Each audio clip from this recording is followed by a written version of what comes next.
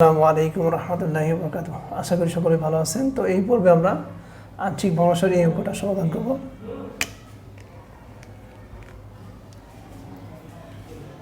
First আমরা লিখব solution.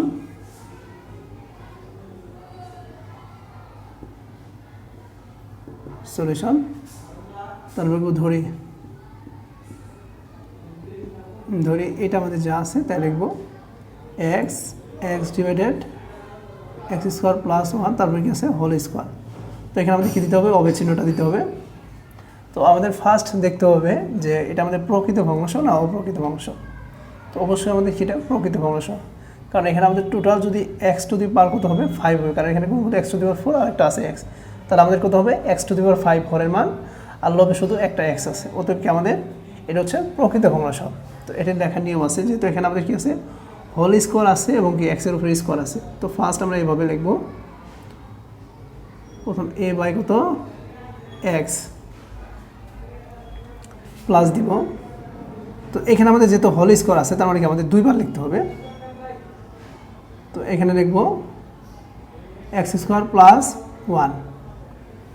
তো এখানে যেহেতু x স্কোয়ার আছে সেক্ষেত্রে আমাদের কী করতে হবে bx। তো এখানে আসবো কি bx প্লাস কত c।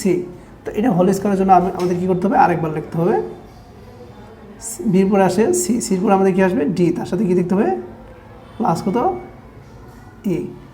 তো এখন আমরা কী করবো, এটা হোল স্কোয়ার দিব, x স্কোয়ার প্লাস 1 তারপরে কত হোল স্কোয়ার হবে। তো এইটি হচ্ছে আমাদের কয় নং সমীকরণ, 1 নং সমীকরণ। তো এখন দেখবো আমরা 1 নং সমীকরণের উভয় পক্ষে তারা কী করে গুণ করে।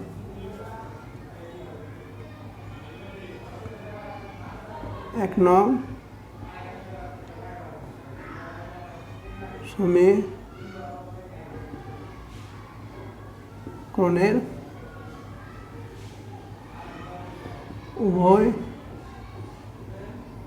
পক্ষে x square plus 1 whole square দ্বারা কী করে গুণ করে। তো এইটা দ্বারা যদি গুণ করি তাহলে আমাদের কী থাকবে, শুধু x থাকবে এখানে x, এখানে অবিচ্ছিন্নটা দিতে হবে। তো এখানে শুধু আমাদের কি উপরে থাকবে a, x স্কোয়ার গেলে আমাদের কী থাকবে x স্কোয়ার প্লাস 1 তারপরে কত হোল স্কোয়ার প্লাস উপরে আমাদের যা আছে তা লিখতে হবে bx প্লাস কত c। তো এইটাই আমাদের, এটা যদি একটা মান কাটা যায় তাহলে আমাদের কী থাকবে, এখানে আমাদের ফার্স্ট আমরা এক্সটাকে লিখতে পারি ছোটো সংখ্যাটা, তো আমি এখানে রেখে দিচ্ছি, অসুবিধা নেই, পরে লিখলে কোনো সমস্যা হবে না। তো এখানে একটা চলে গেলে আমাদের কি x স্কোয়ার প্লাস 1 থাকে, এরপরে পরেরটা আমাদের যেটা আছে dx, এটা আমরা আগে লিখে নেব। তো এখানে আমাদের কাটলে এটা আমি ডাইরেক্ট করে দিচ্ছি, এইটা আমাদের কাটলে এটা কাটা যায়। তো কী থাকবে, সামনে একটা x থাকবে সিঙ্গেল। তো সিঙ্গেল সংখ্যাটা আমরা চাইলে আগে লিখে নিতে পারি এইভাবে, উপরে যে মানটা আছে এটা লিখব dx প্লাস কত ই। তো এইটা হচ্ছে আমাদের কয় নং সমীকরণ, 2 নং সমীকরণ। তো আমরা এরপরে 3 নং সমীকরণ বের করব,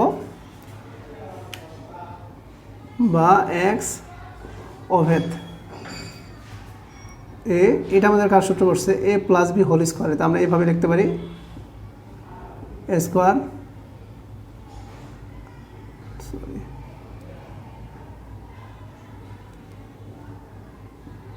স্কোয়ার প্লাস 2ab প্লাস কত বি স্কোয়ার। এইটা আমরা যেহেতু এভাবে লিখছি সেক্ষেত্রে আমরা bx প্লাস কত সি মানটা এভাবে রাখবো, এটা আমরা গুণ করে দেবো। তো গুণ করলে আমাদের কী আসে x কিউব প্লাস কত x প্লাস, এটাতে আমরা টোটাল গুণ করে দেবো, তাহলে আমাদের কী হবে dx স্কোয়ার প্লাস কত ex। এরপর আমাদের কী করতে হবে, এদের গুণ করতে হবে x। তো এই লাইনটা আমি আমি শর্ট করে দিচ্ছি, তো ডাইরেক্ট লিখে দিতে পারেন ax টু দি পাওয়ার 4, এভাবে ax টু দি পাওয়ার 4, তারপরে প্লাস চিহ্ন দেবেন। তো এটা গুণ করলে আমাদের কী হয় 2a x স্কোয়ার, কারণ এখানে গুণ করলে আমাদের 2x স্কোয়ার হয়, তো 1-এর সাথে যদি গুণ করি তাহলে কী হবে, শুধু a হবে প্লাস এটা আমাদের গুণ করলে আমাদের কী আসে, bx টু দি পাওয়ার কত, bx টু দি পাওয়ার কত 4, b প্লাস কি bx স্কোয়ার, সি দিয়ে গুণ করলে আমাদের কি cx কিউব প্লাস কত হবে cx হবে প্লাস dx স্কোয়ার প্লাস কত ex। এটা হচ্ছে আমাদের কত 3 নং সমীকরণ। তো ফার্স্ট আমরা কি করব, এই যে দেখেন এখানে আমাদের x এর মানটা আমরা কিন্তু ইজিলি বের করতে পারবো, কারণ x এর মান কত আছে 0 আছে। তো x ইকুয়াল 0 এর মান কত 2 নং সমীকরণে বসিয়ে পাই।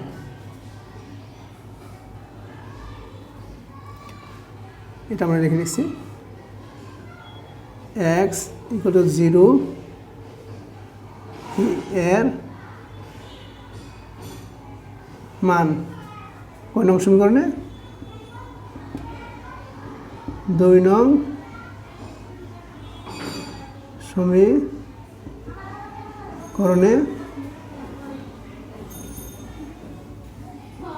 বসিয়ে পাই।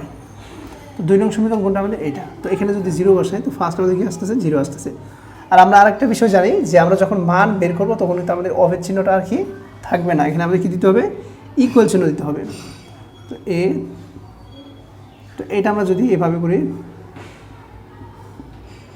0 স্কোয়ার প্লাস কত 1 whole square plus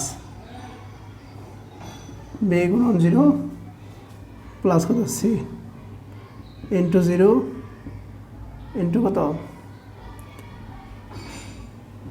0 whole square plus কত 1 প্লাস কত 0 d গুণন 0 প্লাস কত e। তো ফার্স্ট আমাদের কি আছে 0 হবে। তো দেখেন এখানে যদি আমরা গুণ করি a 0, তার মানে a দিয়ে 0 গুণ করলে 0, তার মানে a দিয়ে 1 গুণ করলে কী হবে শুধু a হবে। আর এই মানটা দেখেন যেহেতু এটা 0 আছে তার মানে কি অলওয়েজ মানে প্রত্যেকটা মানে কী হয়ে যাবে 0 হয়ে যাবে। তো এখানে প্লাস কত 0। তো এটা এক্সট্রা করার কোনো প্রয়োজন নেই, অযথা কি আপনাদের সময়টা লস হবে। তো ডাইরেক্ট এভাবে লিখে দেবেন। তো এখানে যেহেতু 0 আছে এখানে ভিতরে গুণ করলে আমাদের কি অলওয়েজ কী হয়ে যাবে 0 হয়ে যাবে। তো প্লাস কত 0। তো এইখানে আমাদের এর মানটা দাঁড়ালো কত, এই সমান কত 0। এরপর আমাদের যে কাজটি করতে হবে আমাদের কয়টা মান বের করতে হবে, a b c d e, তার মানে আমাদের কয়টা 4টে মান, a b c d e 5টা মান বের করতে হবে। তো আমাদের একটা মান বের হয়ে গেল।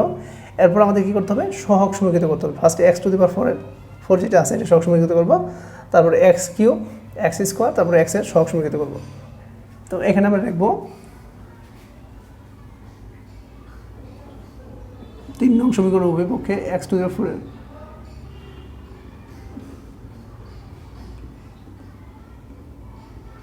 3 নং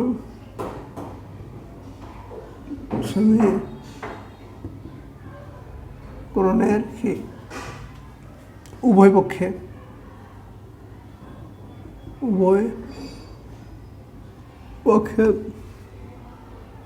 x টু দি পাওয়ার 4 এর কি সহগ সমীকৃত করে পাই। তো এখানে আমাদের 3 নং সমীকরণ বলতে আমরা কোনটা জানি এটা। তো এখানে x টু দি পাওয়ার 4 আছে, ফার্স্ট আমাদের কি আছে কোনো কিছু নাই, মানে কি আমাদের 0 হবে ইকুয়াল এখানে আমাদের আছে x টু দি পাওয়ার 4, তার মানে কি হবে a, এরপর আমাদের x টু দি পাওয়ার 4 আছে b এর মধ্যে আছে, এখানে প্লাস কত হবে b হবে আমাদের a প্লাস b। তো এখানে আমরা পেয়েছি কোথায়, এখানে আমাদের x টু দি পাওয়ার 4, হ্যাঁ আমরা b পেয়েছি। তো এখানে আমরা লিখতে পারি বা a প্লাস b সমান কত 0। তো এখানে আমরা এর মানটা যদি বসাই কী পাচ্ছি 0 পাচ্ছি, তার মানে কি আমাদের দাঁড়াচ্ছে কি বির মানটা আমাদের কী হয়ে যাচ্ছে 0 হয়ে যাচ্ছে। তার মানে এখান থেকে আমরা 2টা মান পেয়ে গেছি, a এবং কি বির মানটা পেয়েছি।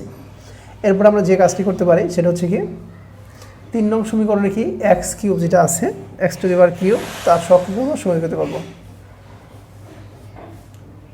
x কিউবের কী করবো সহগ সমীকৃত করবো। তো এখানে আমরা দেখব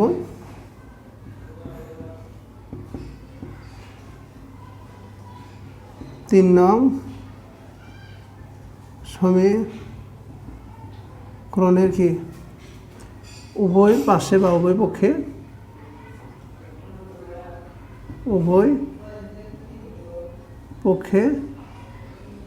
x³ এর কি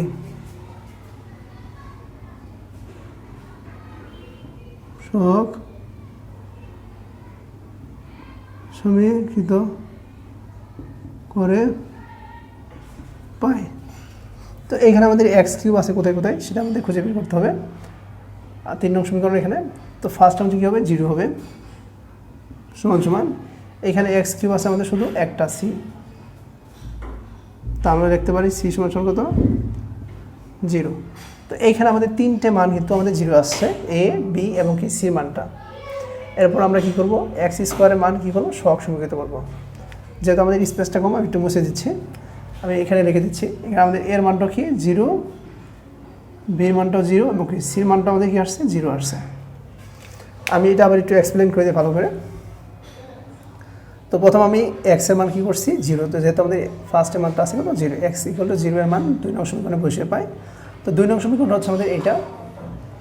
তো a 0 উপর স্কয়ার +1 b * 0 প্লাস কত c, x এর মান 0, x কত 0 হবে স্কয়ার +1 x এর মান 0। তো যেহেতু এখানে 0 আছে ওদের অলওয়েজ 0, তো এখানে আমাদের যেহেতু 0 ইনটু আছে তার মানে অলওয়েজ 0 হয়ে যাবে।